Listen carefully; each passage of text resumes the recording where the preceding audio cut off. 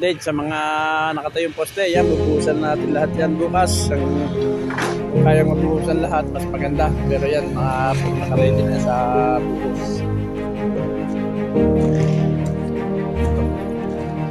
Ito, bawat isang poste ay 3 simento.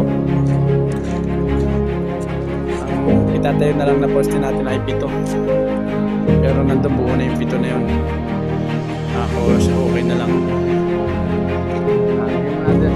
Patako pa mo para hindi maglipad. Ito naging silbing pangharang.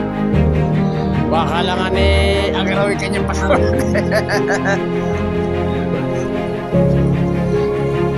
Tingnan natin yung ano yung buhangin. Ito yung buhangin natin, malayo sa kalsada natin.